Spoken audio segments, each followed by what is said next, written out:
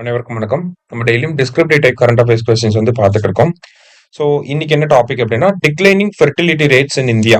So இந்த டாப்பிக்கை பற்றி தான் பார்க்க போறோம். என்ன அப்படின்னா இந்தியாவில் ஃபெர்டிலிட்டி ரேட் அப்படிங்கிறது டோட்டல் ஃபெர்டிலிட்டி ரேட் அப்படிங்கிறது கான்ஸ்டன்டா வந்து டிக்ளைன் ஆகிக்கிட்டே இருக்கு. அதை பத்தி தான் நம்ம இங்க பார்க்க போறோம். சரிங்களா? எதனால அது ஏற்படுது அப்படிங்கிறதா நம்ம கொஸ்டினோட ஒரு காசஸ் தான் இங்க பார்க்க போறோம். சரிங்களா? இப்போ total fertility rate for India அப்படிங்கிறது 2.0ல இருக்கு. இந்தியாவிலே கம்மியா எங்க இருக்கு அப்படின்னு சொல்லி பாத்தீங்கன்னா நம்மளோட west Bengal and then new Delhi. சரியா? வெஸ்ட் பெங்காலையும் நியூ டெல்லியிலையும் பாத்தீங்கன்னா டிஎஃப்ஆர் அப்படிங்கிறது 1.4. சரியா? தமிழ்நாடை பொறுத்த வரைக்கும் டிஎஃப்ஆர் அப்படிங்கிறது 1.5ல இருக்கு. சரியா? தமிழ்நாடு சதர்ன் ஸ்டேட்ஸ்ல மோஸ்டா 1.5ல இருந்து 2க்குள்ள தான் இருக்கு. இந்தியாவிலே டிஎஃப்ஆர் அதிகமா எங்க இருக்குன்னா பீகார்ல அதிகமா இருக்கு. பீகார்ல எவ்வளவு டிஎஃப்ஆர் அப்படின்னா 3.0 இருக்கு. சரியா? ஸோ இந்தியாவில் டோட்டல் ஃபெர்டிலிட்டி ரேட் அப்படிங்கிறது டிக்ளைன் ஆகிட்டே வருது due to various factors, social factors, economic factors, health ரிலேட்டடான ஃபேக்டர்ஸ்னால நம்மளோட டிஎஃப்ஆர் கம்மியாயிட்டே வருது. இது வந்து ஒரு சர்டைன் டெமோகிராஃபிக் சேலஞ்சஸையும் நமக்கு கொடுக்குது அப்படின்னு சொல்லி அதை நம்ம நல்லா அட்ரஸ் பண்ணணும் அப்படின்னு சொல்லி ஒரு இன்ட்ரடக்ஷனாக கொடுக்குறோம். இப்போ எதனாலலாம் ஏற்படுது அப்படின்னா first thing improved female education. ஓகேவா? ஸோ எஜுகேட்டட் விமன் இருக்கப்போ மேரேஜ் எப்பவுமே டிலே ஆகும் அப்படிங்கிறது இப்ப இருக்கக்கூடிய நார்ம்ஸ். ஓகேவா? எஜுகேட்டட் விமன் இருக்கப்ப விமன் காலேஜ் முடிக்கிறாங்க அப்படின்னா அடுத்து வேலைக்கு போவாங்க. வேலைக்கு போயிட்டு ஒரு 3-4 வருஷம் கழிச்சு தான் மேரேஜ் அப்படிங்கிறது நடக்குது. அதுதான் இப்ப சேஞ்சிங் ட்ரெண்டா இருக்கு. நிறைய இடத்துல காலேஜ் முடிச்சோடனே கல்யாணம் பண்ணி கொடுத்துறாங்க, அது வேற விஷயம். பட் ஸ்டில் லார்ஜ் நம்பர்ல பாக்குறப்ப இந்த சேஞ்சிங் ட்ரெண்டை நம்மளால அப்சர்வ் பண்ண முடியுது. ஒரு ஃபீமேல் எஜுகேஷன் அப்படிங்கிறது இன்க்ரீஸ் ஆகிறப்ப அவங்களோட ரீப்ரொடக்டிவ் ரைட்ஸை பத்தி அவங்களுக்கு நல்லா தெரியுது.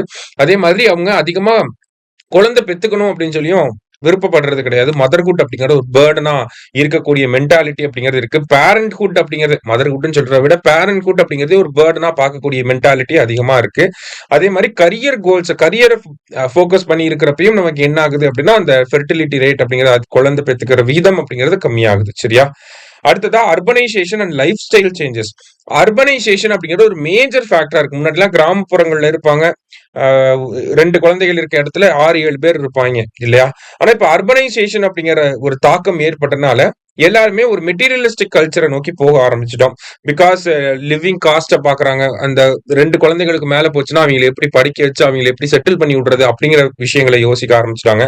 அதே மாதிரி ரூரல் ஏரியாஸ்ல இருந்தப்ப நம்ம முன்னாடி லார்ஜ் ஃபேமிலிஸா இருந்தோம். இப்ப அர்பனைசேஷனோட இம்பாக்ட் வர வர அது நியூக்ளியர் ஃபேமிலிஸா மாற ஆரம்பிச்சுட்டே இருக்கு. ஸோ அதை ஒரு முக்கியமான காரணமா சொல்றேன். அடுத்தது ரைசிங் ஏஜ் அட் மேரேஜ் அப்படின்னு சொல்லி கொடுத்துருக்காங்க. ஓகேவா? ஸோ திருமணம் வயது அப்படிங்கிறது அதிகமாயிட்டே போகுது. ஆவரேஜ் மேரேஜ் ஏஜ் அப்படிங்கிறது முன்னாடிலாம் 18, 19, 20 இருந்துச்சு. இப்ப 25, 26 மாறிடுச்சு. ஸோ இந்த மேரேஜ் ஏஜ் அப்படிங்கிறது டிலே ஆக என்ன ஆகுதுன்னா விமனோட சைல்டு பியரிங் கெப்பாசிட்டி அப்படிங்கிறது கொஞ்சம் கம்மியாகிக்கிட்டே வர ஆரம்பிக்குது. ஓகேங்களா? சோ அதனால என்ன ஏற்படுது அப்படின்னா நமக்கு வந்து இந்த சைல்டு பியரிங்ல வரக்கூடிய ப்ராப்ளம்ஸ் அதெல்லாமே நமக்கு சொல்லலாம். அடுத்தது இன்க்ரீஸ்டு கான்ட்ராசெப்டிவ் யூசேஜ் அப்படின்னு சொல்லி கொடுத்துருக்காங்க. கான்ட்ராசெப்டிவ் அப்படின்னா இந்த இடத்துல ப்ரொடெக்ஷன் மெஷர்ஸ். ஓகேவா? மாடர்ன் கான்ட்ராசெப்டிவ்ஸ் அப்படிங்கிறது பெட்டரா யூஸ் பண்ண ஆரம்பிச்சுட்டாங்க கப்பிள்ஸ். ஸோ கான்ட்ராசெப்டிவ் யூசேஜ் அதிகமா இருக்கனால என்ன ஆகுதுன்னா நமக்கு சைல்டு பர்த் அப்படிங்கிறது கம்மியாகுது. முன்னாடிலாம் என்னாச்சு, கான்ட்ராசெப்டிவ்ஸை பத்தின பெரிய அவேர்னஸ் அப்படிங்கிறது இல்லை. ஓகேவா? இந்த வசெக்டாமி, டிபெக்டாமி, காண்டம்ஸ் யூஸ் பண்றது இந்த மாதிரியான விஷயங்கள் பத்தின அவேர்னஸ் அப்படிங்கிறது முன்னாடி கிடையாது. அதனால நிறைய குழந்தைகள் பிறந்துகிட்டு இருந்துச்சு. இப்போ கான்ட்ராசெப்டிவ் யூசேஜ் வந்து அதிகமாயிருச்சு, அதனுடைய அவேர்னஸ் அதிகமாயிட்டனால இந்த இடத்துல என்ன சொல்றோம், நம்ம இன்க்ரீஸ்டு கான்ட்ராசெப்டிவ் யூசேஜ்னாலே நமக்கு ஃபெர்டிலிட்டி கம்மியாகுது அப்படிங்கறத சொல்றோம். அடுத்ததுதான் எக்கனாமிக் கன்சிடரேஷன்ஸ் கொடுத்திருக்காங்க.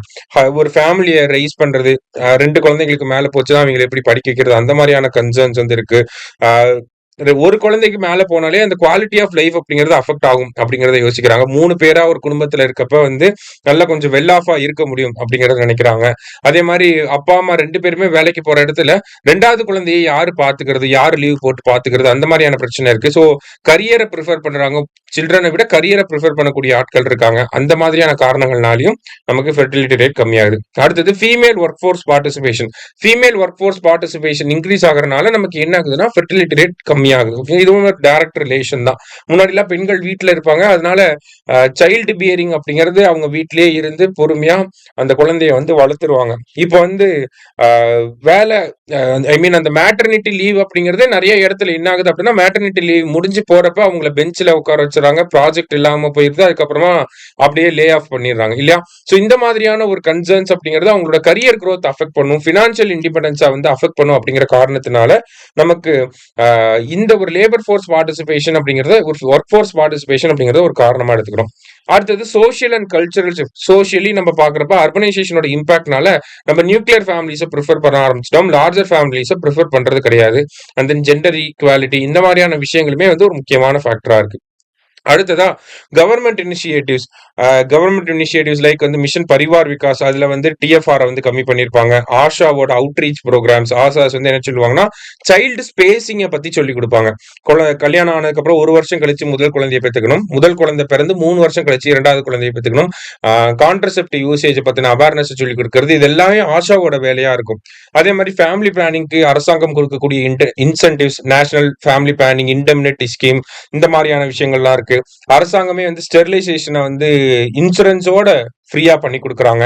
அதே மாதிரி கான்ட்ரசெப்டிவ்ஸ் எல்லாம் இருக்கு, சஹேலி, அத்தாரா, சையா அப்படிங்கிற மாதிரியான கான்ட்ரசெப்டிவ்ஸ் எல்லாம் அரசாங்கமே வந்து ப்ரொவைட் பண்றாங்க.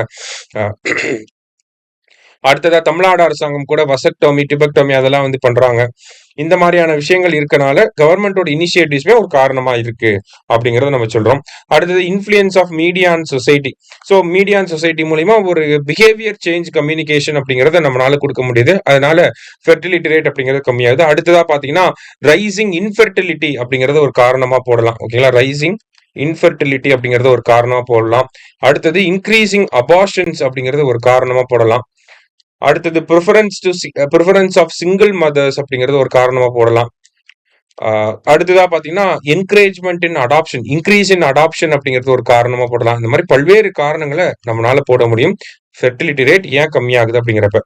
அப்ப டிக்ளைனிங் டிஎஃப்ஆர் வந்து 2.0 2.1க்கு மேல 1 தான் இருக்கணும். ரீப்ளேஸ்மெண்ட் லெவல் ஃபெர்டிலிட்டி அப்படின்னா 2.1 தான். அப்ப ஃபெர்டிலிட்டி ரேட் வந்து 2.1ல அதிகமா போனாலும் சரி கம்மியா போனாலும் சரி அதுக்கான யூனிக் சேலஞ்சஸ் அப்படிங்கிறது இருக்கு. அப்ப டிஎஃப்ஆர் 2.1லயே நம்ம மெயின்டைன் பண்ணணும் அப்படின்னு சொல்லி ஒரு வே ஃபார்வர்டை நம்ம கொடுக்கலாம். சரியா?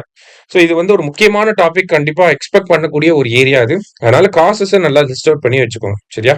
அதே மாதிரி கவர்மெண்ட் இனிஷியேட்டிவ்ஸ் எல்லாம் இருக்கு அப்படிங்கிறதையும் லிஸ்ட் அவுட் பண்ணி வச்சுக்கோங்க. நன்றி.